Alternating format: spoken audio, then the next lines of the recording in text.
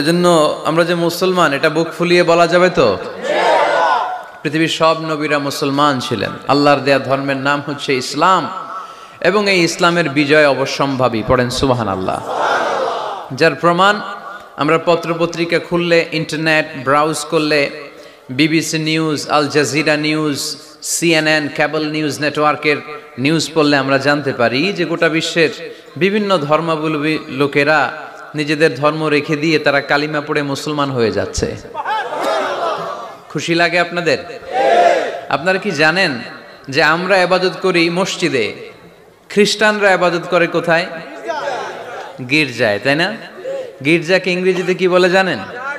Church বলে।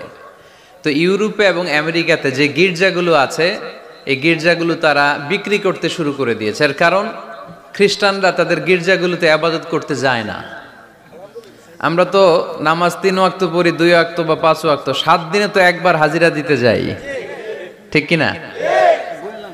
তো ওদের এমন দশা যে ওদের গির্জাগুলোতে 1 মাসও যায় না, 6 মাসও একবার যায় না। তো এই গির্জা রাইখা লাভ আছে? লাভ নাই। এই গির্জা ওরা বিক্রি করতে শুরু করেছে, আর ওখানকার মুসলিম কমিউনিটির নেতারা এই সুযোগে এই গির্জাগুলো কম দামে কিনে এটারে মসজিদ বানাইতে শুরু করছে। ইউরোপ আমেরিকাতে আলহামদুলিল্লাহ, আপনারা শুনে খুশি হবেন, ওরা ইসলামিক সেন্টার বলে এগুলোরে। কি বলে? Islamic centre. আমাদের এরকম ইসলামিক সেন্টার করা দরকার, যেখানে দার্স হবে, দার্স, রেগুলার দার্স হবে। এই যে তাফসির মাহফিলগুলো বছরে একবার, গত বছর আসছিলাম এখানে, আবার 1 বছর পরে দেখা, কি শিখলেন কি শিখলেন না, কি বুঝলেন কি বুঝলেন না, আর জানা শোনার সুযোগ হয়েছে নাই। কিন্তু সেন্টার যদি হয়, ওখানে শিশু কিশোরদের আলাদা কোরআন শিক্ষার আসর, আমার বোনদের আলাদা শিক্ষার আসর, বয়স্কদের আলাদা কোরআন শিক্ষার আসর, তারপরে সেখানে হেজামা সেন্টার থাকবে, রুকিয়া সেন্টার থাকবে, তালিম, তাদরিস, তারবিয়ার সব ব্যবস্থাপনা থাকবে। এজন্য সব জায়গায় এরকম সেন্টার থাকার দরকার আছে না নাই? যতদিন আমরা এই ইউনাইটেড থাকব, ততদিন আমাদের দিকে চোখ তুলে তাকাবার খবরদারি কারো থাকবে না। আর ইউনিটি যখন ব্রেকডাউন করবে, আমরা শতদা বিভক্ত, একজন আরেকজনের গালি দিবে, একজন আরেকজনের কাফের বলবে, তখনই সমাজের সব শান্তি সুখ এগুলো বিনষ্ট হতে চলবে। জোরে বলেন ঠিক কিনা? মুসলিম উম্মার মধ্যে এখন এই সমস্যা, ইউনিটি নাই। We don't have any central leadership, আমাদের কেন্দ্রীয় নেতৃত্ব নাই। এই যে ফিলিস্তিনে যে মারে আমাদেরকে পাখির মতো গুলি করে, মিয়ানমারের রাখাইন রাজ্য থেকে 10 লক্ষ মুসলমান তাড়ায় দিল টেকনাফে, এখন তারা পাহাড়ি এলাকায় আশ্রয় নিয়েছে। সিরিয়াতে মার খেয়ে গোটা বিশ্বে এরা ছড়িয়ে আছে। এই যে মুসলমানরা গোটা বিশ্বে মার খায়, আমাদের পক্ষে কথা বলার মতো আমাদের কোনো কেন্দ্রীয় লিডার আছে? সেন্ট্রাল লিডারশিপ নাই। আল খিলাফা আল ইসলামিয়া, ইসলামিক ক্যালিফেট, এটা নাই। এই সেন্ট্রাল লিডারশিপ না থাকার কারণে গোটা বিশ্বে আমরা আজ নির্যাতিত, নিষ্পেষিত, আমাদের কোনো মা বাপ নাই। জোরে কোন ঠিক কিনা? এদিকে লাথি মারলে ওইদিকে যাই, ওদিকে লাথি মারলে এদিকে আসি। আমাদের পক্ষ নিয়ে, আমাদের স্বার্থ নিয়ে যে কথা বলবে, জাতিসংঘে হুঙ্কার তুলবে, ওআইসি থেকে ঘোষণা আসবে, ওরকম একটা নেতাও আমাদের নাই। জোরে বলেন ঠিক কিনা? ওমরে ফারুকের মতো যদি একটা নেতা থাকতো, তাহলে গোটা বিশ্বে মুসলমানরা এক আমব্রেলার নিচে, এক ছাতার নিচে চলে আসতো, তাই না? এমন সাহাবী ছিলেন বিষ্ণু ঈসা ইসলাম তার ব্যাপারে বলেছেন, আসাদ্দুহুম ফি আমরিল্লাহি উমর। আল্লাহর জমিনে আল্লাহর দ্বীন বাস্তবায়নের জন্য সবচেয়ে কঠিন সাহাবী ছিল যিনি, তিনি হচ্ছেন উমর। মুনাফিকরা ওমরে ফারুককে দেখে ভয় পেত, খোদ শয়তান ইবলিস ওমরে ফারুককে দেখে ভয় পেত। আলহামদুলিল্লাহ পড়বেন না? বিষ্ণু ঈসা ইসলাম বলতেন, ওমর তুমি যদি এই রাস্তা দিয়ে হাঁটো আর শয়তান তোমারে দেখে, তাহলে শয়তান এই রাস্তা রেখে দিয়ে অন্য রাস্তা দিয়ে হাঁটে। লা নবিয়্যা বা'দি ওয়ালা রাসূলা। আল্লাহ রাসূল বললেন, আমার পরে কোনো নবীও নাই, রাসূলও নাই, তবে আমার পরে কেউ যদি নবী হতো, ওমর নবী হয়ে যেত। এরকম একজন ওমরের আমাদের দরকার। এরকম একজন ওমরের অপেক্ষায় আমরা। একজন হলেই চলবে। কয়জন লাগবে? যুগ জামানা পাল্টে দিতে চাই না অনেক জন, এক মানুষই আনতে পারে জাতির জাগরণ, এক মানুষই বিপদকালে বাঁচায় কাফেলায়, ক্ষুদ্র ডিঙ্গি বাঁচায় জাহাজ অসীম দরিয়ায়। কয়জন ওমর দরকার? আমরা সেই ওমরের জন্য অপেক্ষা করছি, যার নেতৃত্বে, যেই আল ইমাম আল মাহাদি, যার নেতৃত্বে গোটা বিশ্বে শান্তি, সভ্যতা, ভদ্রতা আবার প্রতিষ্ঠিত হবে। এক ছাতার নিতে মুসলমানেরা থাকবে, কেউ কারো ব্যাপারে হৃদয়ে কোনো বিদ্বেষ রাখবে, ঘৃণা রাখবে, কেউ কাউকে গালি দিবে না। এই সুসম্পর্ক, এই ঐক্যের জন্যই ইসলাম। একসাথে উদখুলু ফিস সিলমি কাফা, পরিপূর্ণভাবে সবাই মিলে ইসলামের রশিকে আঁকড়ে ধরো, তাহলেই বরকত দিবে কে? ওমরে ফারুক বলতেন, নাহনু কওমুন আ'আজ্জানাল্লাহু বিল ইসলাম, আমরা তো এমন জাতি যে জাতিকে আল্লাহ তাআলা ইসলাম দিয়ে সম্মানিত করেছে। আমাদের সম্মান ইসলামে, এখন ইসলাম রেখে দিয়ে অন্য জায়গায় সম্মান খুঁজি, এজন্যই লাথি খাই, এজন্যই অপমানিত, এজন্যই নেতৃত্ব শূন্য। জোরে বলেন ঠিক কিনা? গোড়ার দিকে যদি না যাই, মূলের দিকে যদি ফিরে না আসে, আমাদেরকে গালি দেয় মৌলবাদ।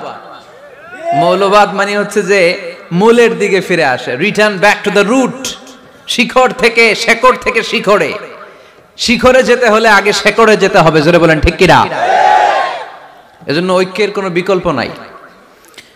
আমি আমার আলোচনা শুরুতেই এই মেসেজটা আপনাদের কাছে ড্রপ করতে চাই যে আসুন আমরা কাদা ছোড়াছুড়ি ছেড়ে দেই, হিংসা বিদ্বেষ ভুলে যাই, হৃদয়টারে সবার জন্য উজাড় করে দেই। মুমিনদের হৃদয়ে থাকবে সবার জন্য ভালোবাসা। কি থাকবে? আল্লাহ রাসূল সাল্লাল্লাহু আলাইহি ওয়াসাল্লাম মক্কা থেকে যখন মদিনাতে গেলেন, তিনি দেখলেন দলে দলে লোকজন কালিমা পড়ে মুসলমান হচ্ছে, বড় একটা মুসলিম কমিউনিটি গড়ে উঠলো। আল্লাহ রাসূল সাল্লাল্লাহু আলাইহি সাল্লাম খেয়াল করে দেখলেন ওখানে শুধু মুসলিম কমিউনিটি নয়, ওখানে জিউস কমিউনিটি আছে, মানে ইহুদি কমিউনিটি। মদিনাতে ইহুদিরাও থাকতো। আবার খেয়াল করে দেখলেন আশেপাশে খ্রিস্টান কমিউনিটিও আছে। তাহলে মোট কয়টা কমিউনিটি হইল? রাসূল সাল্লাল্লাহু আলাইহি সাল্লাম এই তিন দলকে নিয়ে একটা চার্টার করলেন। চার্টার, ইতিহাসে এটা মদিনা চার্টার নামে পরিচিত, মদিনা সনদ। সুবহানাল্লাহ পড়েন। তিন ধর্মের লোক, তিন জাতি একসাথে থাকে, আর আমরা এক বাঙালি এক দেশে থাকতে পারি না। এক দল আরেক দলরে বলে তুমি ভারতপন্থী, ওই দল আরেক দলরে বলে তুমি পাকিস্তানপন্থী। বাংলাদেশপন্থী কেউ হতে চায় না। আমরা কোন পন্থী? জোরে বলতে হবে। দেশের স্বার্থটারে সামনে নিয়ে আসতে হবে। তো সম্মানিত সুধী, রাসূল সাল্লাল্লাহু আলাইহি ওয়াসাল্লাম ইহুদিদের সাথে বসেছেন। মদিনা চার্টারে যদি তিন ধর্মের লোক থাকে, মানে Muslim community, Jews community and the Christian community যদি থাকে, তার মানে এই মদিনা সনদের মধ্যে স্বাক্ষর করেছিল তিন কমিউনিটির নেতারা। ইহুদিরাও ছিল, খ্রিস্টানরাও ছিল। তো আল্লাহ রাসূল সাল্লাল্লাহু আলাইহি ওয়াসাল্লাম ইহুদিদের সাথে বসেছেন, চুক্তি করেছেন 10 বছরের লম্বা সময়ের। খ্রিস্টানদের সাথে চুক্তি করেছেন। রাসূল সাল্লাল্লাহু আলাইহি ওয়াসাল্লাম খ্রিস্টানের সাথে বসতে পারে, ইহুদির সাথে বসে সনদ তৈরি করতে পারে, মদিনার সনদ। কিন্তু আমরা মুসলমানের সাথে বসতে পারি? একজন আরেকজনের ছায়া দেখতে পারে না। হিংসা, বিদ্বেষ, জেলাসি, অহংকার, ঠিক কিনা? লা ইয়াদখুলুল জান্নাতা মান কানা ফি কলবিহি হাববাতু খারদাল মিনাল কিবর, যার অন্তরে যাররা পরিমাণ অহংকার থাকে সে কশিনকালেও আল্লাহর জান্নাতে প্রবেশ করতে পারবে না। আমরা যেন এই অহংকার থেকে মুক্ত হতে পারি, আমরা যেন ব্রড মাইন্ডেড হতে পারি, আমরা যেন ভিন্ন মতের লোকদেরকে রেসপেক্ট করতে পারি, ভিন্ন মতকেও যেন আমরা সহ্য করতে পারি। আমাদের দেশে এত কাদা ছোড়াছুড়ি, এত মারামারি কেন জানেন? আমরা ভিন্ন মতকে দমন করতে চাই, ভিন্ন মতকে আমরা স্পেস দিতে চাই না, ফলেই এত ঠেলাঠেলি। এজন্য মতামত বিভিন্ন থাকবে। This is the beauty of Islam, unity in diversity. Unity in diversity, ঐক্য হবে বৈচিত্র্যের মাঝে। আমাদেরকে ঐক্য খুঁজতে হবে। এক একজন এক এক চেহারা। এই তুমি কালা হইলা কেন, তুমি খাটো হইলা কেন, তুমি লম্বু কেন, এরকম বললে চলবে? এই মেয়ে তুমি বিএনপি করো কেন, তুমি জামাত ইসলাম করো কেন, সব আওয়ামী লীগ হয়ে যাও, বলা যাবে? তুমি এই পীর সাহেবের মুরিদ কেন, আমি যে পীর সাহেবের মুরিদ হইছি ওইখানে আসো না কেন, বলা যাবে না। Unity in diversity. রাসূল সাল্লাল্লাহু আলাইহি ওয়াসাল্লাম ইহুদিদেরকে স্পেস দিয়েছেন। খ্রিস্টানদেরকে স্পেস দিয়েছেন। মনে রাখতে হবে, ঐক্য প্রক্রিয়ার নাম হচ্ছে, এটা এমন একটা প্রক্রিয়া যেখানে সবাই একই চিন্তা চেতনা পোষণ করবে এমনটা নয়, বরং এক একজনের এক এক চিন্তা, কিন্তু মৌলিক বিষয়ে সবাই এক। ইউনিটি ইন ডাইভার্সিটি, বৈচিত্র্যের মাঝে আমাদেরকে ঐক্য খুঁজতে হবে। প্রিয় ভাইরা, কথা বুঝতে পেরেছেন?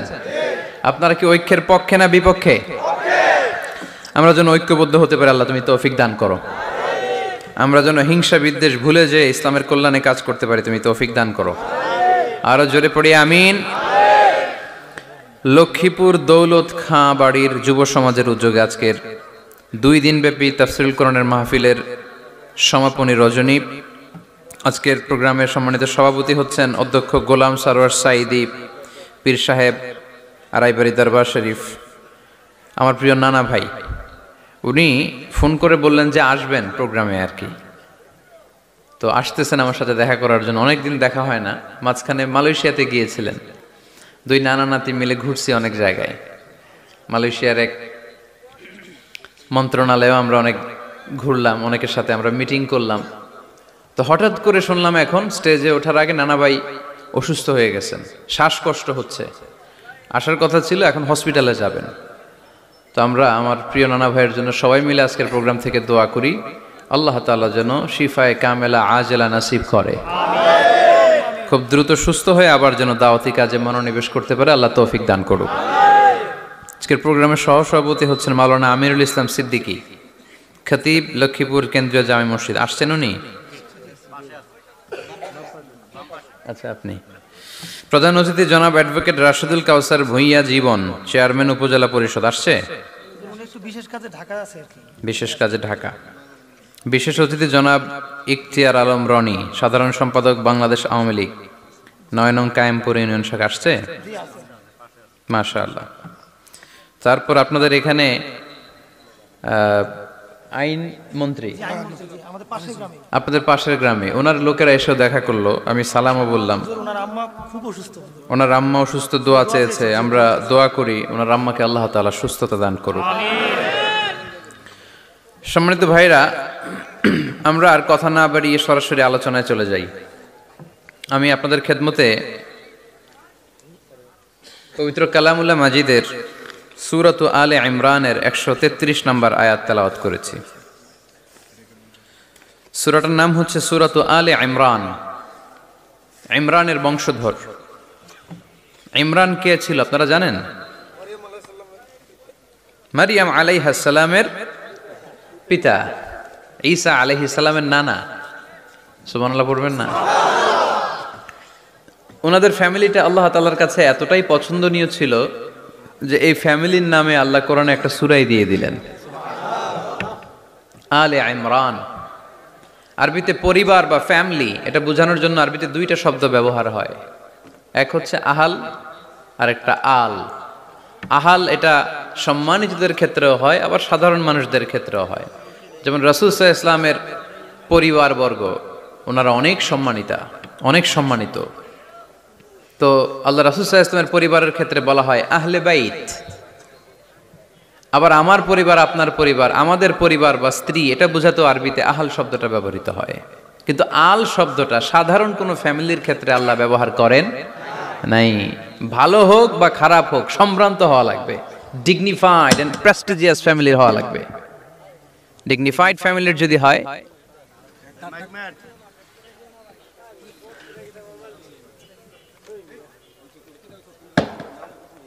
very dignified and prestigious family যদি হয়, হয়েছে এই তো ঠিক হয়ে গেছে, বসো যাও।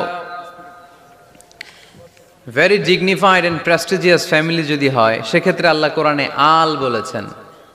যেমন ইমরানের পরিবারের কথা বোঝাতে যে আল্লাহ বলেছেন আলে ইমরান। দাউদ আলাইহিস সালামের পরিচয় দিতে যে পরিবারের কথা বলতে যে আল্লাহ বলেছেন আলে দাউদ।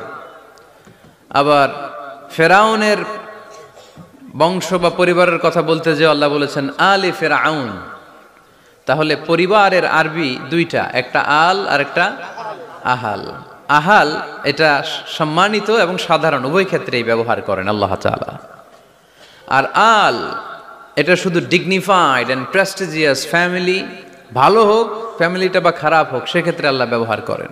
তারই ধারাবাহিকতায় ইমরান ওনার যে ফ্যামিলি, মারিয়াম আলাইহিস সালাম ছিলেন তার কন্যা, তার স্ত্রীর নাম ছিল হান্না বিনতে ফাখুস। এই ফ্যামিলিটা আল্লাহর কাছে বড্ড প্রিয় একটা ফ্যামিলি, এজন্য আল্লাহ তাআলা এই ফ্যামিলির নামে কোরআনে একটা সূরা দিয়েছেন।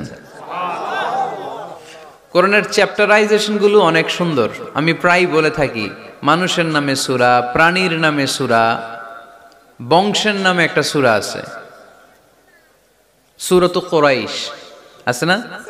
এটা একটা বংশের নামে, তাই না?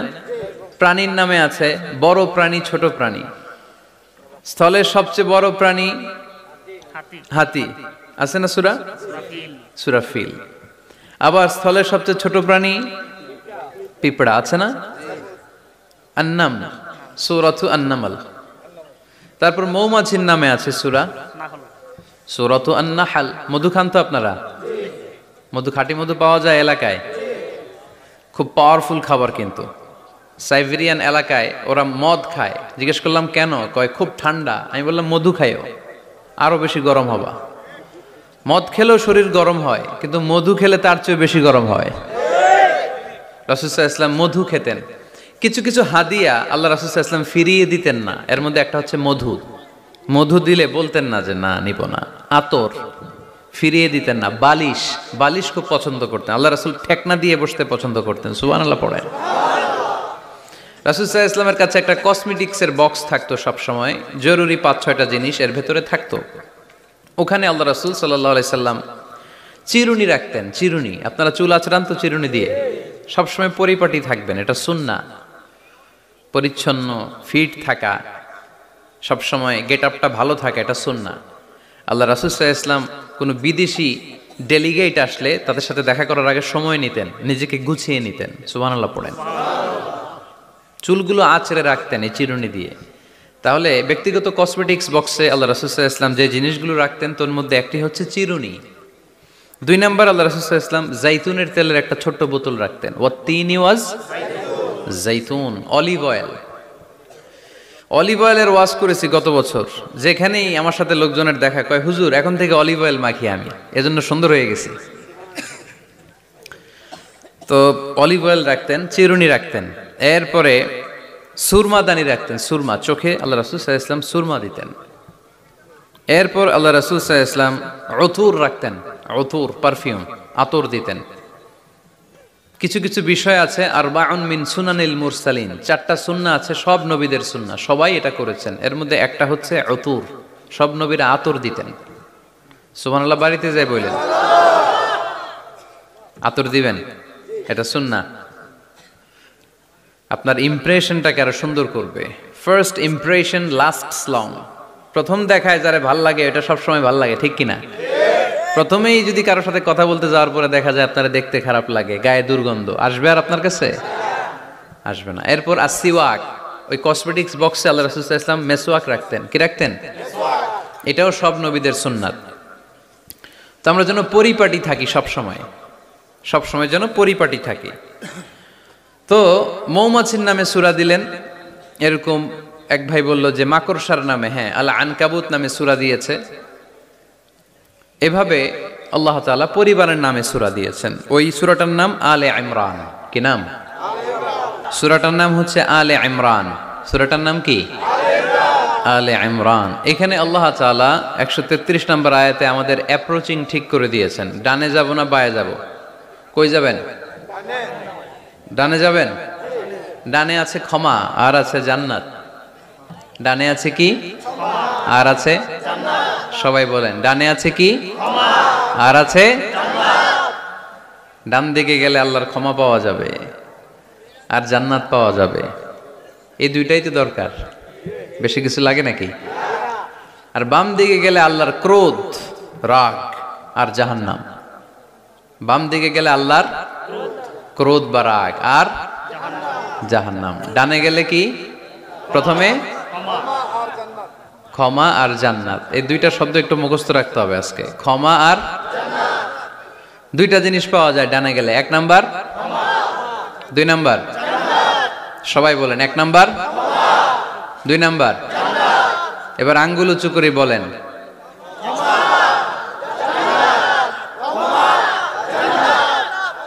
মাশাআল্লাহ। তাহলে ডানে গেলে পাওয়া যায় ক্ষমা আর জান্নাত, বায়ে গেলে পাওয়া যায় আল্লাহর ক্রোধ বা রাগ আর জাহান্নাম। নাও দ্য ডিসিশন ইজ ইয়োর্স। সিদ্ধান্ত আপনাদের। where to go, where to approach and where to proceed, where to move on। কোন দিকে যাবেন? এই কয়েকজনের সিদ্ধান্ত ডানে, বাকিদের আপনাদেরও ডানে। যারা দাঁড়ায় আছেন তাহলে আওয়াজ করে বলতে হবে, ছুটবো কোথায়, ডানে না বায়ে? আল্লাহ এটাই বলেছেন, ওয়াসারিউ ইলা মাগফিরাতিম মির রাব্বিকুম ওয়া জান্নাতিন আরদুহাস সামাওয়াতু ওয়াল আরদ। ছোট, সারিউ মানে ছোট। যারা আলেম আছেন তারা জানেন সারিউ মানে কি? ছোট। ধাবিত হও ইলা মাগফিরাতিম মির রাব্বিকুম, তোমার রবের পক্ষ থেকে ক্ষমার দিকে, ওয়া জান্নাতিন আর এমন জান্নাতের দিকে, আরদুহাস সামাওয়াতু ওয়াল আরদ, যে জান্নাতের বিস্তৃতি হচ্ছে আকাশ জমিন বিস্তৃত। পড়েন সুবহানাল্লাহ। তাহলে আল্লাহ ডান দিকে ছুটতে বললেন, ক্ষমার দিকে ছোট, জান্নাতের দিকে ছোট। ক্ষমা লাভের প্রতিযোগিতা করো, জান্নাত লাভের প্রতিযোগিতা করো। কিন্তু আমরা কি ক্ষমা আর জান্নাত লাভের প্রতিযোগিতা করি? আমরা কি ভালো কাজের প্রতিযোগিতা করি? আল্লাহ বললেন ফাস্তাবিকুল খায়রাত, ভালো কাজের জন্য প্রতিযোগিতা করো। আমরাও প্রতিযোগিতা করি খারাপ কাজের, তাই না? দুনিয়া কামানোর প্রতিযোগিতা করি আমরা।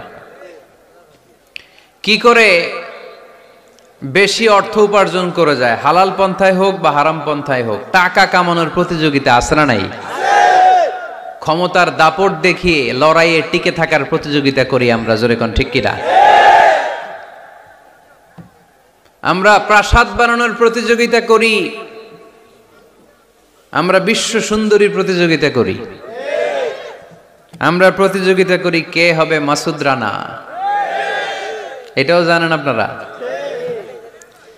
কে হবে সৎ মানুষ, কে হবে আদর্শ বাংলাদেশী, এরকম প্রতিযোগিতা আছে।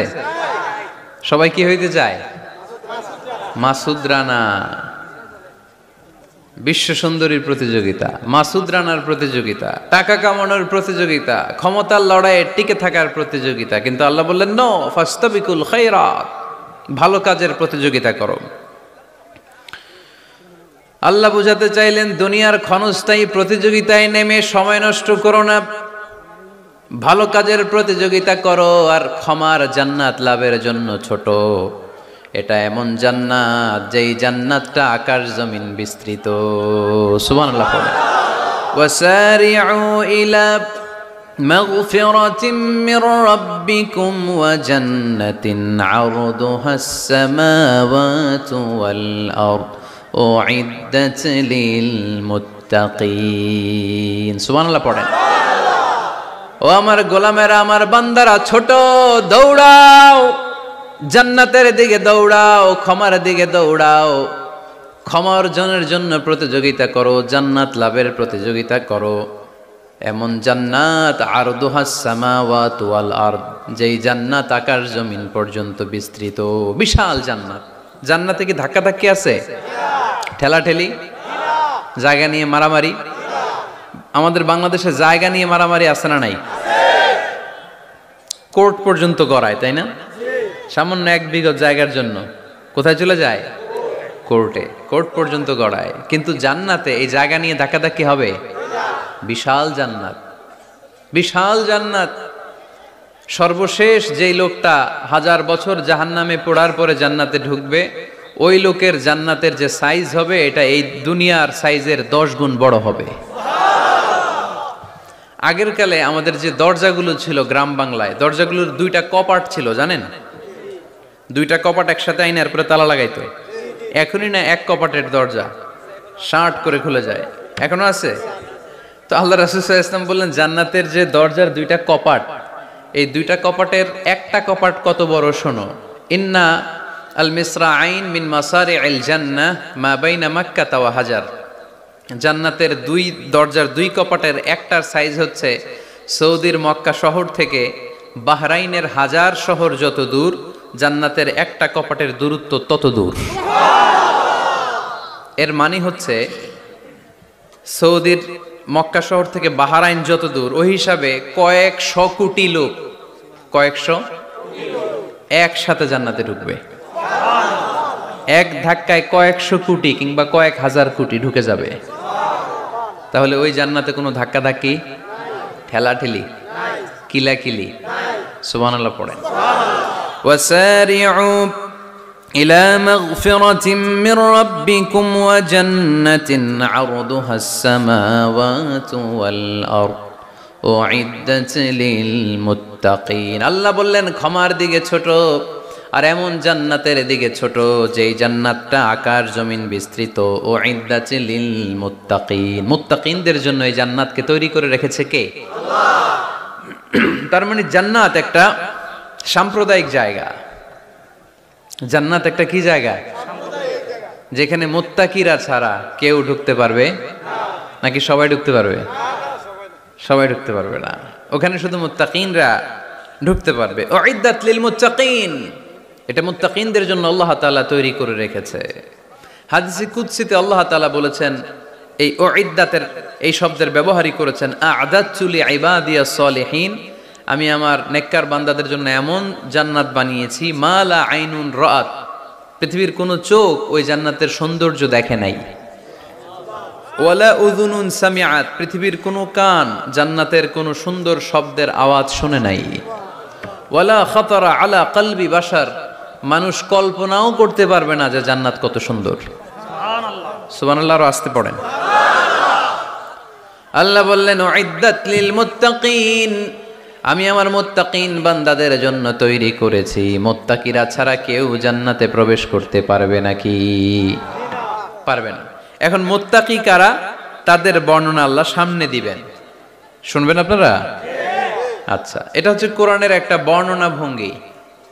কোরআনের মধ্যে অনেক বেশি কোহেরেন্স আছে, সিকোয়েন্সটা অনেক সুন্দর। যখনই আল্লাহ বলবেন কাফিরিন, কাফের কারা, তার বর্ণনা দিবেন। এরপর যখন আল্লাহ বলবেন মুনাফিকিন, মুনাফিকিন কারা, আল্লাহ বর্ণনা দিবেন। এরপর যখনই আল্লাহ বলেছেন মুত্তাকিন, মুত্তাকিন কারা, তারপরে তার বর্ণনা দিবে। সুবহানাল্লাহ পড়েন। যেমন আল্লাহ সূরা বাকারার শুরুতেই মুত্তাকিদের বর্ণনা দিয়েছেন।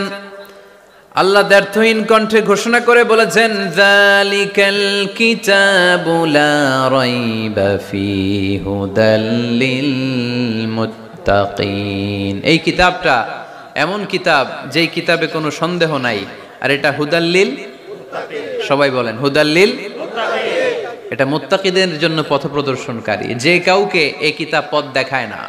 ওয়ালা ইয়াজিদিজ যালিমিনা ইল্লা খাসারা, জালেমদেরকে এই কিতাব পথ দেখায় না, তাদের ক্ষতির মাত্রাটাই বাড়ায়। মুত্তাকিদের পথ দেখায়, জালেমদের ক্ষতির মাত্রা বাড়ায়। দোষ কি কোরআনের? কোরআনের না। যেমন দুধ, এটা সবার উপকারে আসে না, কিন্তু দোষটা কি দুধের? দুধ হচ্ছে সুষম খাবার, এটার মধ্যে খাদ্য উপাদানের যে 6টা পোরশন সবটাই আছে, কিন্তু সবাই হজম করতে পারে না। পেট যদি খারাপ হয় দুধ খাওয়া যাবে? তাহলে দোষ কি দুধের না যার পেট খারাপ তার? সুবহানাল্লাহ পড়েন। কোরআনের কোনো দোষ নাই, এটা হুদাল্লিল মুত্তাকিন, এটা মুত্তাকিদের জন্য পথ প্রদর্শনকারী। মুত্তাকি কারা? আল্লাযীনা ইউমিনুনা বিল গায়ব ওয়া ইউকিমুনাস সালাতা ওয়া মিম্মা রাযাকনাহুম ইউনফিকুন। আল্লাহ ওইখানে বর্ণনা দিলেন একভাবে, এই জায়গায় আল্লাহ তাআলা মুত্তাকিদের বর্ণনা দিলেন আরেকভাবে। সুবহানাল্লাহ পড়েন। আল্লাহ বললেন উইদ্দাত লিল মুত্তাকিন, এই ক্ষমা, এই জান্নাত যেই কাউকেই দেয়া হবে না, যারা মুত্তাকিন তাদেরকেই দেয়া হবে। সুবহানাল্লাহ। তাহলে আজকে আমরা মুত্তাকি হয়ে ফিরে যেতে চাই। 3 জন চাই শুধু,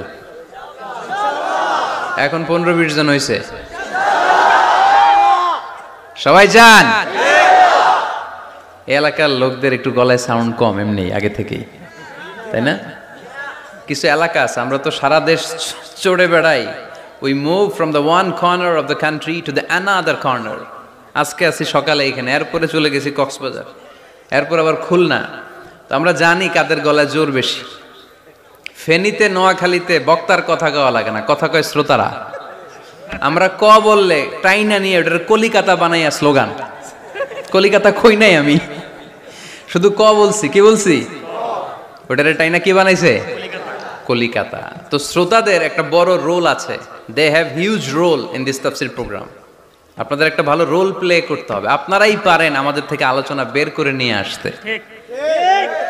আপনারা যদি জিমাইতে থাকেন আর আমি যদি গুতায় আওয়াজ বের করতে না পারি, আমার ভেতর থেকে কথা বেরোবে না। আর আপনারা যদি প্রাণবন্ত থাকেন, সজীব থাকেন শেষ পর্যন্ত, তাহলে কোরআনের সুন্দর সুন্দর কথাগুলো আল্লাহ আমার মুখ দিয়ে বের করায় দিবে। আমরা আজকে কি হয়ে ফিরে যেতে চাই? নাকি মাসুদ রানা? কি হইতে চাই? তাহলে রিয়েলিটি শো একটা এরকম হওয়া দরকার। কে হবে? মুত্তাকি। কিন্তু রিয়েলিটি শো এর নাম কে হবে? মাসুদ রানা। আমরা মাসুদ রানা হতে চাই না, আমরা মুত্তাকি হতে চাই। ইনশাআল্লাহ পড়েন। আল্লাহ এখানে মুত্তাকিনদের 5টা গুণের কথা বলেছেন। কয়টা? একটু মিলায়ে দেখবো আজকে আমরা যে এই 5টা গুণ আমাদের মধ্যে আছে কিনা। যদি থাকে ওয়েল এন্ড গুড, আলহামদুলিল্লাহ। যদি না থাকে তাহলে এই 5টা গুণ নিজেদের মধ্যে ধারণ করার দরকার আছে না নাই? কথা খুব সোজা সাপটা। যদি এগুলো নিয়ে যেতে পারেন দেন আওয়ার ওয়াজ ইজ সাকসেসফুল। তা না হইলে কোনো লাভ নাই।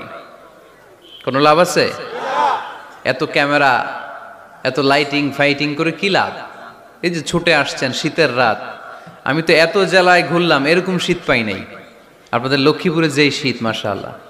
আমি গাড়ি থেকে বেরোই কাঁপতে শুরু করছি, খুব ঠান্ডা লাগতেছিল আমার কাছে। তো এই যে শীতের রাতে মাফলার টাফলার পেঁচায় অনেক রাত পর্যন্ত আপনার দাঁড়ায় দাঁড়ায় শুনবেন, হিসাব খুব সোজা সাপটা।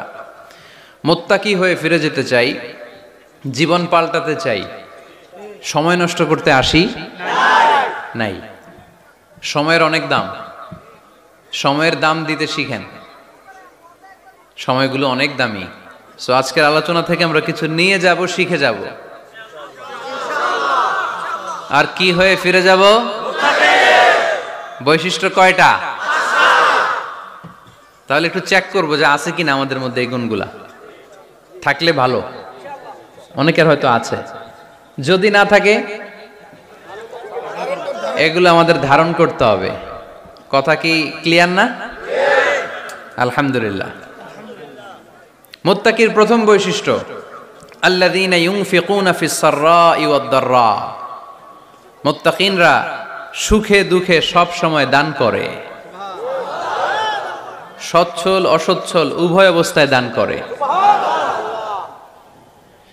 সচ্ছল অবস্থায় তারা বেশি দান করে, কিন্তু অসচ্ছল অবস্থায়ও করে। বেশি হয়তো করে না, কিন্তু কম করে করে, কিন্তু দান করে। এজন্য আল্লাহ বলেন আল্লাযীনা ينفقون في السراء والضراء والكاظمين الغيظ والعافين عن الناس والله يحب المحسنين سبحان الله আমার মুত্তাকি বান্দাদের প্রথম বৈশিষ্ট্য ইউনফিকুনা ফিস সাররাই ওয়াদ দাররা, সুখে দুঃখে সচ্ছল কিংবা অসচ্ছল যে অবস্থায় থাকুক না কেন তারা আমার রাস্তায় দান করে। দান করলে খুশি হয়ে যায় কে? আল্লাহ। সাদাকা করলে আপনারে পছন্দ করবে কে? আল্লাহ। যাকাত দিলে পছন্দ করে কে? আল্লাহ। দে যাকাত, দে যাকাত তোরা দে রে যাকাত, দে যাকাত, দে যাকাত তোরা দে রে যাকাত। তোর দিল খুলবে পরে আগে খুলুক হাত, দে যাকাত, দে যাকাত তোরা দে রে যাকাত। পড়েন আমিন। দিল পরে খুলবে, আগে হাত খুলতে হবে। উপরের হাত নিচের হাতের চাইতে সেরা। যে ব্যক্তি নেয় তারে আল্লাহ পছন্দ করে না, যে ব্যক্তি দেয় তারে ভালোবাসে কে? আল্লাহ। আল্লাযীনা ইউনফিকুনা ফিস সাররাই ওয়াদ দাররা, আমার মুত্তাকি বান্দারা সুখে দুঃখে সচ্ছল অসচ্ছল উভয় অবস্থায় আমার রাস্তায় দান করে। তার মানে মুত্তাকি যদি নিজেকে মুত্তাকি হিসেবে এস্টাবলিশ করতে চান, দান করার ধারাবাহিকতাটা অব্যাহত রাখতে হবে, থামানো যাবে না।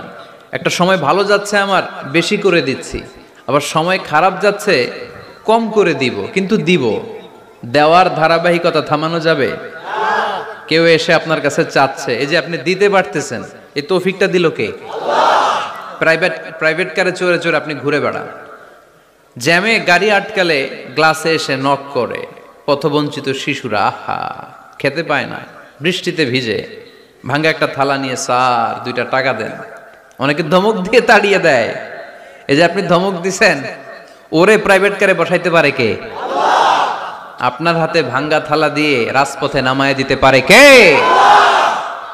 এজন্য আল্লাহ বললেন, আমি দেয়ার মালিক, তুমি দাও, তুমি দিলে তোমার হাত আমি ভরে দেব। আল্লাহু আকবার।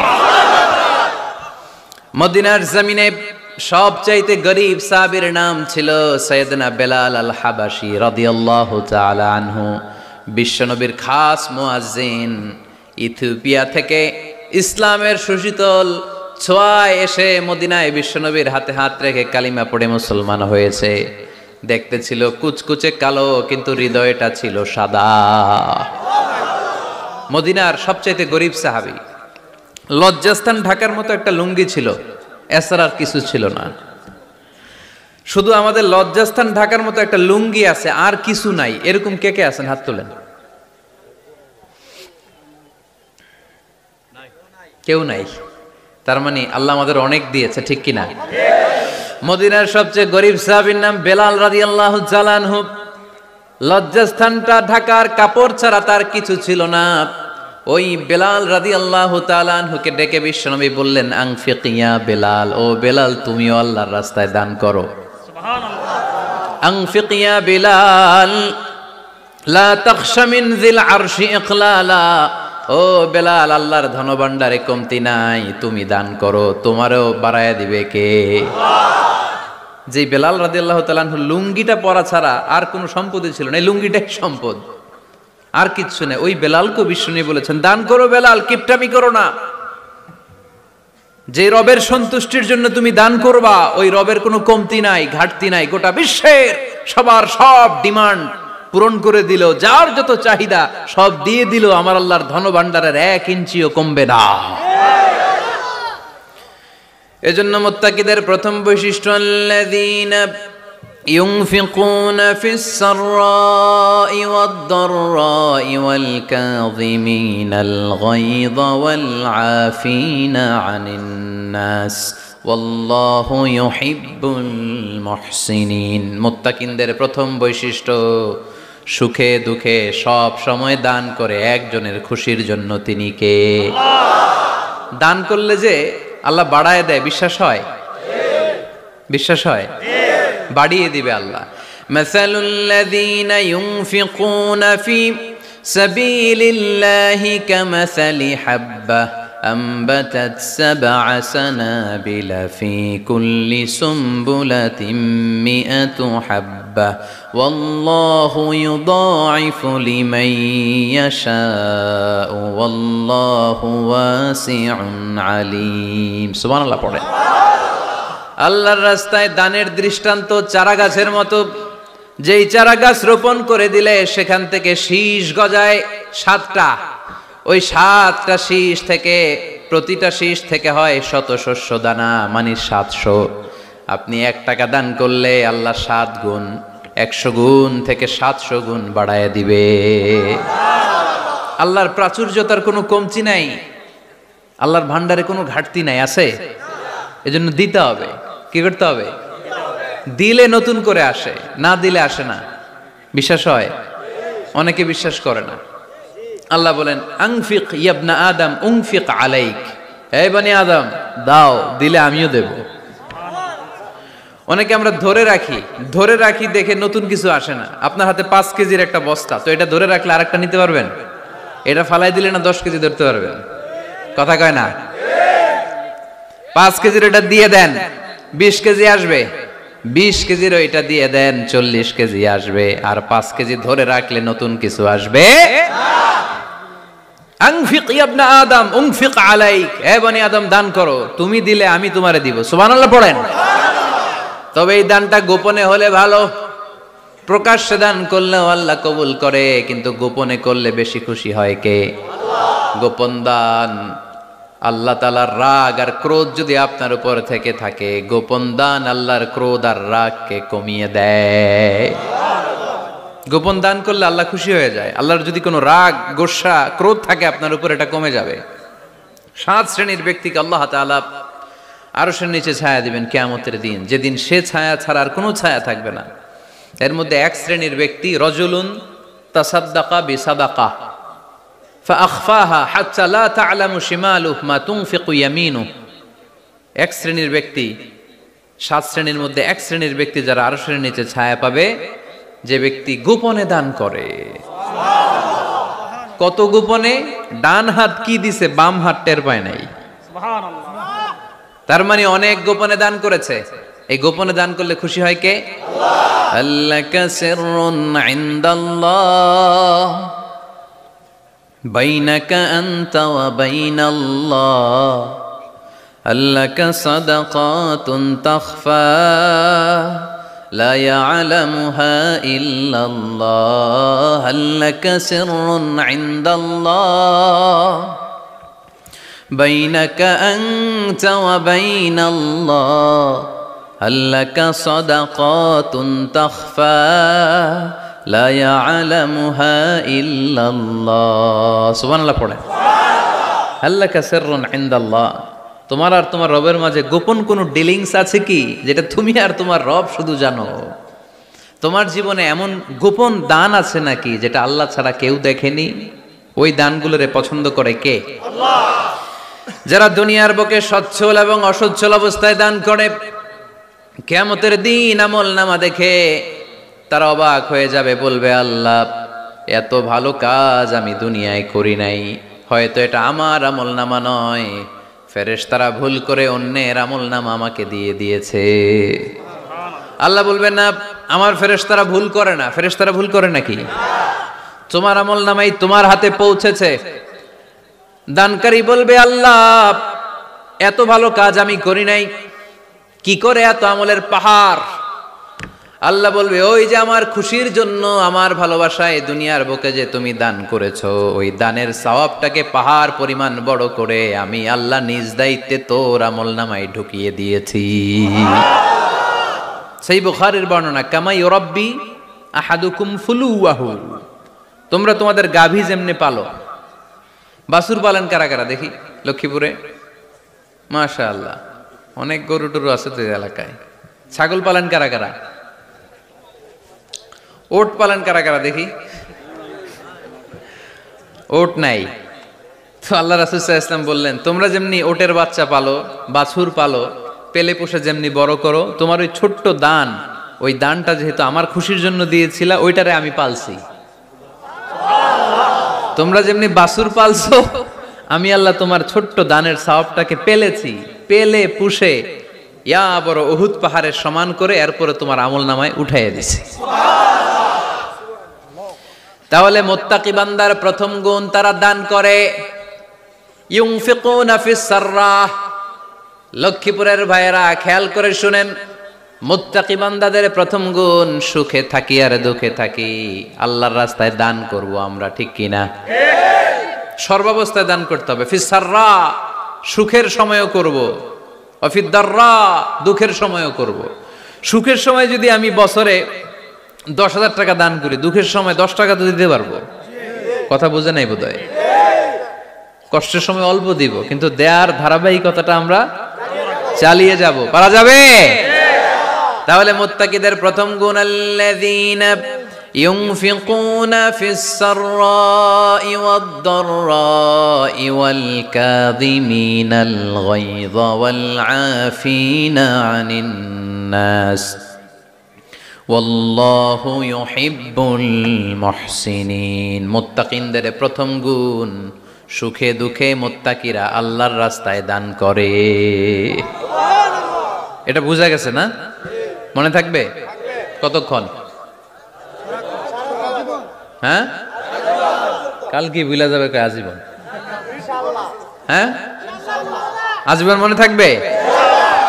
মনের কান দিয়ে শুনতে হবে, এই কান না। মনেও একটা কান আছে, ওই কান দিয়ে শুনলে ভুলবেন না।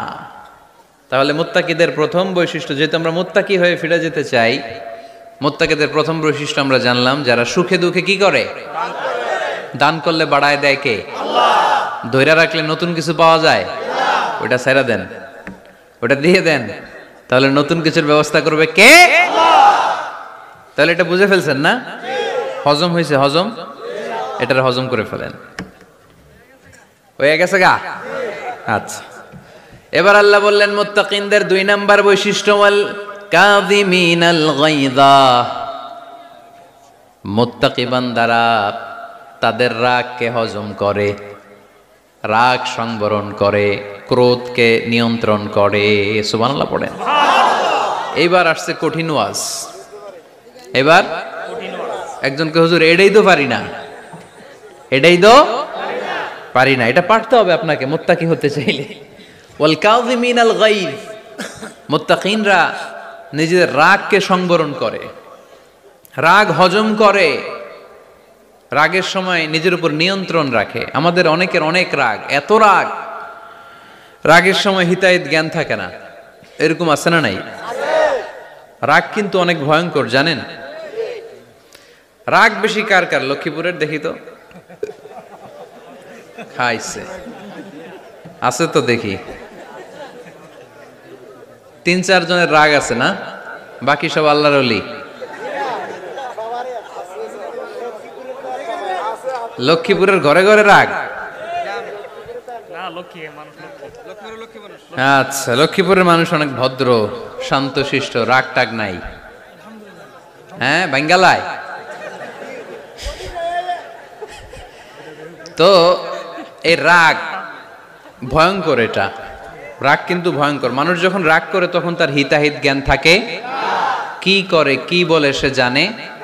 পৃথিবীর সবাই আমরা রাগী, কেউ কম কেউ বেশি, এটা ভেরি ন্যাচারাল। আমাদের দেহে একটা হরমোন আছে, অ্যাড্রেনালিন বলে আর কি এটাকে। Adrenaline hormone triggers up your bodies fight response. এটা যখন নিঃসরিত হয় দেহ থেকে, আপনার বডি তখন ফাইট করতে মনে চায়, কোপায়ালামু, মাইরালামু তরে, হোতায়ালামু অক করে, এরকম একটা অ্যাটিটিউড চলে আসে না? এটা ন্যাচারাল। এই অ্যাড্রেনালিন হরমোন যখন নিঃসরিত হয়, এটা আপনার ফাইট রেসপন্সকে ট্রিগার আপ করে। তখন আপনার দেহ খুব উত্তেজিত, ফাইট করতে মনে চায়, এখনই ধরি ওরে, আছে না নাই? তবে এটা ভালো কাজে লাগাইতে হবে, রাগটা পারা যাবে না। রাগ কিন্তু খুব ভয়ঙ্কর। এই রাগের শারীরিক মানসিক অনেক ক্ষতি আছে। হার্ট অ্যাটাক করে অনেকে রাগে, স্ট্রোক করে ফেলে। রাগ হচ্ছে অনেকটা ঝড়ের মতো। কিসের মতো? ঝড় যেমনি একদিক থেকে এসে সব লন্ড ভন্ড করে দিয়ে অন্য দিক দিয়ে ছুটে চলে যায়, যখন ঝড়টা হয় তখনও তো টের পাওয়া যায় না। রাগও তেমন, যখন রাগটা আসে কি যে করে ফেলছি তখন বোঝা যায় না। রাগ চলে যাওয়ার পরে, মাথা ঠান্ডা হওয়ার পরে তখন বোঝা যায়, হায় রে এটা কি করলাম। রাগের সময় দিয়ে দিছে তালাক। রাগের সময় কি করছে? রাগ যখন শেষ তখন কয়, হায় হায় বউ তুমি তো আমার কৈতরি। মারামারি হয়, সম্পর্কের অবনতি হয়, স্বামী স্ত্রীর সম্পর্কের বিচ্ছেদ ঘটে, বাবা ছেলের সাথে রাগ করে না? বাপে কয় দিমু না তোরে, কিচ্ছু দিমু না। পোলায় কয় দিবা না কে? বাপে কয় দিলাম না। পোলায় কয় মারলাম তোমারে। বাপে কয় তোরে ত্যায্য করলাম। পোলা কয় কোপ দিলাম। আছে না নাই? শুনবেন এরকম বাবা ছেলে হতাহতের ঘটনা, হাজব্যান্ড ওয়াইফ ডিভোর্স পর্যন্ত গড়ায়, বন্ধু বন্ধুর সম্পর্ক নষ্ট হয় এই রাগের কারণে। দেখছেন, আল্লাহ যেখানে যত ফোঁটা দেয়া দরকার ওই জায়গায় অত ফোঁটা দেয়। এটার নাম ইসলাম। এজন্য আল্লাহ বললেন মুত্তাকিদের 2 নাম্বার গুণ, আল কাযিমিনাল গায়য। মুত্তাকিনরা রাগকে সংবরণ করে, তারা অল্পতে চটে যায় না, তারা হট টেম্পার্ড না, তারা বুঝে শুনে কাজ করে, নিজের ক্রোধ আর রাগকে সংবরণ করতে জানে। সুবহানাল্লাহ পড়েন। আল্লাহ রাসূল বললেন লাইসা শাদীদু বিসুরআহ, কুস্তি করে যে অন্যকে শোয়ায় ফেলতে পারে সে শক্তিশালী নয়। ইন্নামা শাদীদুল্লাযী ইয়ামলিকু নাফসাহু ইনদাল গাদাব, রাগের সময় যেই ব্যক্তি নিজের উপর নিয়ন্ত্রণ রাখতে পারে আল্লাহর কাছে সেই হলো শক্তিশালী। এক একটা কথার ওজন দেখছেন আল্লাহ রাসূল সাল্লাল্লাহু আলাইহি ওয়াসাল্লামের? লাইসা শাদীদু বিসুরআ, যে কুস্তি খেলতে পারে ভালো সে শক্তিশালী না, বরং ইন্নামা শাদীদুল্লাযী ইয়ামলিকু নাফসাহু ইনদাল গাদাব, রাগের সময় যে নিজেকে নিয়ন্ত্রণ করতে পারে সেই শক্তিশালী। সুবহানাল্লাহ পড়া। এজন্য আমি মুত্তাকি হমু হুজুর, হুজুর আজকের ওয়াজ শুনে আমি মুত্তাকি, শুধু হাত তুলে মুত্তাকি বললে হবে? রাগ নিয়ন্ত্রণের, রাগ কন্ট্রোল করার অভ্যেস নিজের মধ্যে জাগ্রত করতে হবে, ঠিক কিনা? এক সাহাবী এসে বললেন, ইয়া রাসূলুল্লাহ আউসিনি, ইয়া রাসূলুল্লাহ আমারে কিছু নসিহত করেন। বিশ্বনবী বললেন, লা তাগদাব, ও সাহাবী তুমি রেগে যেও না। সাহাবী বললেন, নবী আবার ওসিয়ত করেন। বিশ্বনবী বললেন, তুমি রেগে যেও না। সাহাবী বললেন, শুনলাম তো এটা, আরেকটা কিছু কোন। বিশ্বনবী বললেন, রেগে যেও না। রাদ্দাদা মিরারান, বারবার যতবার সাহাবী বিশ্বনবীর কাছে নসিহত চাইলেন, বিশ্বনবী একটা নসিহতই করলেন, রেগে যেও না, কারণ রেগে গেলেন তো হেরে গেলেন। রেগে গেলেন তো হেরে গেলেন। ওরা আপনারে রাগাতে চাইবে, আপনি ঝগড়া করতে চান না, ওরা আপনারে পায়ে পাড়া দিয়ে ঝগড়ায় নামাতে চাইবে। চিল্লা এখন, ঠিক কিনা? ওরা পায়ে পাড়া দিয়ে ঝগড়া করবে, ওরা আপনারে অলওয়েজ পোক করবে, ওরা আপনারে হট টেম্পার্ড বানাতে চাবে, আপনারে অস্থির করে দিতে চাবে। কিন্তু ফর্মুলা আমাদের ভালো জানা আছে, আমরা কোরআন থেকে ফর্মুলা নিয়ে চলি, মানব রচিত কোনো ফর্মুলায় আমরা চলি না। জোরে বলেন ঠিক কিনা?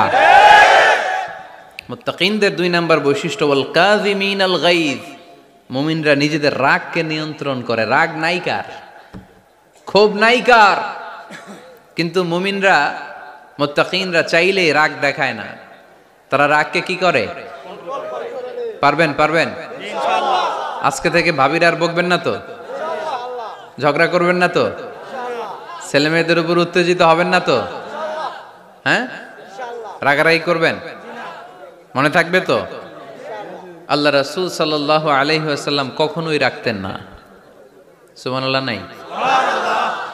আল্লাহ রাসূল সাল্লাল্লাহু আলাইহি ওয়াসাল্লাম কখনোই, ওনার সাথে কেউ খারাপ আচরণ করলে উনি রাখতেন না। ওনাকে অত্যাচার করা হয়েছে, তিনি রাখতেন না। জুলুম করা হয়েছে, তিনি রেগে যেতেন না। রাসূল সাল্লাল্লাহু আলাইহি ওয়াসাল্লাম মক্কায় যখন নামাজ পড়তেন, উটের পচা নাড়ি ভুঁড়ি আল্লাহ রাসূল সাল্লাল্লাহু আলাইহি ওয়াসাল্লাম ঘাড়ে আর পিঠের উপর চাপিয়ে দেয়া হতো। আমাদের কার কার পিঠের উপর নামাজ অবস্থায় উটের বা গরুর নাড়ি ভুঁড়ি চাপায়া দেয়া হয়েছে এলাকায়? আছে কেউ? নাই। তায়েফের ময়দানে আল্লাহ রাসূল সাল্লাল্লাহু আলাইহি ওয়াসাল্লাম দাওয়াত দিতে গেলেন, নিজের লাভের জন্য না তায়েফবাসীদের লাভের জন্য? খেয়ে না খেয়ে দিন প্রচারের কাজে নিজেকে দিয়েছ বিলিয়ে, তায়েফের কাফিরেরা চিনল না সে আলো, দুষ্ট ছেলেদের পিছু দিল লেলিয়ে, পাথরের আঘাতে ক্ষত বিক্ষত হয়ে সারা শরীর থেকে রক্ত ঝরে। হে রাসূল তোমাকে ভুলি আমি কেমন করে, হাজার ব্যথা বেদনার পরে। ফিরে আসনি তুমি আপন ঘরে, দিনের আলো তুমি ছড়িয়ে দিতে, চলে গেলে মদিনায় মক্কা ছেড়ে। হে রাসূল তোমাকে ভুলি আমি কেমন করে, হে রাসূল তোমাকে ভুলি আমি কেমন করে। ঠিক কি না? তায়েফের ময়দানে রক্তাক্ত হলেন 3টা জায়গায়, দেখে এসেছি আমি। এখানে আহত করা হলো, আবার উঠে দাঁড়ালেন, আবার পাথর মারা হলো। কোন গায়ে পাথর মেরেছো তোমরা? এরকম সুন্দর শরীর পৃথিবীর কোন দ্বিতীয় মানুষের ছিল নাকি? এত সুশ্রী মানুষ, শুভ্র মানুষ, পরিচ্ছন্ন মানুষ দুনিয়াতে দ্বিতীয়টা ছিল না। এত নুরানি চেহারার মানুষ পৃথিবীতে দ্বিতীয়টা নাই। এই মহানবীকে ওরা পিটিয়ে রক্তাক্ত করেছে, পাথর মেরে রক্তাক্ত করেছে। 3 বার গেছি ওদের লাভের জন্য, ওরা আমারে মারলো। আহা, তারপরও রাসূল সাল্লাল্লাহু আলাইহি ওয়াসাল্লাম কি রেগে গিয়েছেন? কারণ রেগে গেলেন তো হেরে গেলেন। কোনোভাবে রাসূল সাল্লাল্লাহু আলাইহি ওয়াসাল্লাম রাখতেন না। নিজের উপর অত্যাচার আসলে রাসূল সাল্লাল্লাহু আলাইহি ওয়াসাল্লাম রাগেন নাই। আনাস রাদিয়াল্লাহু তাআলা আনহু আল্লাহ রাসূলের খাদেম ছিল। উনি বললেন, কুনতু আমশি মা রাসূলিল্লাহ, আমি একবার রাসূল সাল্লাল্লাহু আলাইহি ওয়াসাল্লামের সাথে কোথাও যাচ্ছিলাম। ওয়া আলাইহি বুরদুন নাজরানি, তখন রাসূল সাল্লাল্লাহু আলাইহি ওয়াসাল্লামের গায়ে ছিল নাজরান থেকে আনা একটা চাদর। আপনারা চাদর পরেন না শীতকালে? রাসূল সাল্লাল্লাহু আলাইহি ওয়াসাল্লাম চাদর পরতেন। রাসূল সাল্লাল্লাহু আলাইহি ওয়াসাল্লাম নাজরান দেশ থেকে আনা একটা চাদর পরেছেন, গলিজুল হাশিয়া, যেই চাদরের এই কর্নারের ডিজাইনটা ছিল খসখসে। কি ছিল? হঠাৎ এক বেদুইন এসে রাসূল সাল্লাল্লাহু আলাইহি ওয়াসাল্লামের চাদর ধরে টান দিল। টান দেওয়ার সাথে সাথে রাসূল সাল্লাল্লাহু আলাইহি ওয়াসাল্লামের ঘাড়ের এই চামড়া ছিঁড়ে গেল। এই খসখসে যেহেতু ডিজাইন চাদরের, ওই খসখসে ডিজাইন ঘাড় আর কাঁধের এখানে যখন টান খেলো, ওই খসখসে ডিজাইনের দাগ বসে গেল, রাসূলের চামড়া ছিঁড়ে গেল ঘাড়ের। সে টান দিয়ে বলে, ইয়া মুহাম্মদ মুরলি মিন মালিল্লাহ, আসছে ভিক্ষা করতে। মূলত ভিক্ষা চাওয়ার ডিজাইন দেখছেন? যার কাছে ভিক্ষা চাবে চাদর ধরে টান। এসে বলে, বেদুইন তো, এদের মধ্যে সভ্যতা ছিল না। ইয়া মুহাম্মদ, ও মুহাম্মদ মুরলি মিন মালিল্লাহ, ও মুহাম্মদ আমার খাওয়ার মতো টাকা নাই, তুমি আদেশ করো বাইতুল মাল থেকে যেন আমারে কিছু টাকা দেয়। আসছে ভিক্ষা করতে। ভিক্ষা করতে আইসা চাদর ধরে দিছে টান, ঘাড়ের রক চামড়া ছিঁড়ে গেছে।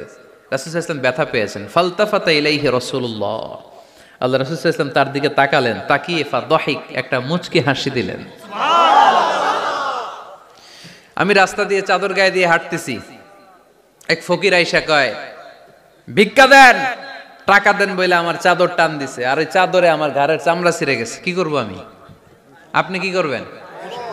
হ্যাঁ, কোনি? আচ্ছা, তা আমরা ঠিকই ওরে ধরে মাইর দিতাম, তাই না? আজকে ওর একদিনকে আমার একদিন ভর্তা বানায় ফেলতাম ওরে পিটায়, রাগের চোটে, ঠিক কিনা? আল্লাহ রাসূল সাল্লাল্লাহু আলাইহি ওয়াসাল্লাম try to think about it, try to ponder on the story. এই moral of the story কি? রাসূল সাল্লাল্লাহু আলাইহি ওয়াসাল্লামের প্রফেটিক স্টোরি থেকে আপনাকে ভাবতে হবে। ভিক্ষা করতে এসে চাদর ধরে টান দিয়ে ঘাড়ের চামড়া ছিঁড়ে ফেলেছে, রাসূল তাকিয়ে মুচকি হাসি দিলেন। মুচকি হাসি দিয়ে বললেন, যাও বাইতুল মাল থেকে কিছু সম্পদ ধরে দিয়ে দাও। কি নবী ছিলেন! তার মানে উনার গায়ে যত আঘাতই আসতো কখনো উনি রাখতেন না। তবে মাঝে মাঝে রাখতেন, যদি আল্লাহর বিধান লঙ্ঘিত হতো তখন বিশ্বনবী রেগে যেতেন। আল্লাহর জমিনে আল্লাহর বিধান লঙ্ঘিত হলে এই লোকটা রেগে যেতেন, প্রিয় নবী, তখন সহ্য করতেন না। এক সাহাবী এসে বললেন, ইয়া রাসূলুল্লাহ, এমন ইমাম পাঠিয়েছেন আমাদের এলাকায়, বড় বড় সূরা দিয়ে নামাজ পড়ায়, এত বড় সূরা দিয়ে পড়ে, তার পিছনে দাঁড়িয়ে থাকার ক্ষমতা আমার নাই। এই কথা শুনে বিশ্বনবী রেগে গেলেন, কারণ ইসলামের বিধান এখানে লঙ্ঘিত হচ্ছে, ঠিক কিনা? এত রাগলেন, চেহারা আগুনের গোলার মতো লাল হয়ে গেল। ওই সাহাবীকে ডেকে পাঠিয়ে ধমকালেন, খবরদার, তোমরা মানুষকে দিন থেকে ভাগিও না, সহজ করে ইসলামকে উপস্থাপন করো, জামাতের ইমামতির চান্স পেলে লম্বা কেরাত পড়ো না, একটা মিডিয়াম স্ট্যান্ডার্ড রেখে কেরাত পড়বা, কারণ তোমার পেছনে অসুস্থ লোক থাকতে পারে, মুসল্লি, মুসাফির থাকতে পারে, তাই না? আবার মদিনাতে বনু মাখজুমিয়া গোত্রের এক নারী চুরিতে ধরা পড়ল। কিসে? চুরির বিধান কি? السارق والسارقة فاقطعوا أيديهما جزاء بما كسبا نكالا من الله والله عزيز حكيم। চোর বা চুন্নি দামি কোনো জিনিস যদি চুরি করে নেয় তাহলে তার হাত কেটে দাও। If anyone steal something precious from the society, the government should cut down his right hand. Government কাটবে, আপনি কাটেন না। আবার মুরগি একটা চুরি করছে, দইরা রামদা দিয়ে এক কোপ, এরকম করা যাবে না, ওটা গভর্নমেন্ট করবে। তো রাসূল সাল্লাল্লাহু আলাইহি ওয়াসাল্লাম ছিলেন চিফ অফ দা গভর্নমেন্ট, রাসূল সাল্লাল্লাহু আলাইহি ওয়াসাল্লাম ডান হাত কেটে দিবে। কিন্তু যেই মেয়েটা চুরি করছে এলাকার খুব সম্ভ্রান্ত বংশের মেয়ে, অনেক সময় হয় না এমপির মেয়ে, চেয়ারম্যানের মেয়ে, বড় বিজনেস ম্যাগনেটের মেয়ে, ছেলে অন্যায় করে ফেলছে একটা, আছে না নাই? এখন সাহাবীরা দেখলেন মদিনায় যদি বিশ্বনবী এই চুরির বিচার কার্যকর করে মেয়েটার হাত কেটে দেয়, এই মেয়েটার সম্ভ্রান্ত বংশের লোকেরা বিশ্বনবীর উপর চড়াও হবে, নতুন করে দাঙ্গা বাঁধবে। সবাই যে বিশ্বনবীর কাছে বলবে, কিন্তু কেউ সাহস পায় না। উসামা বিন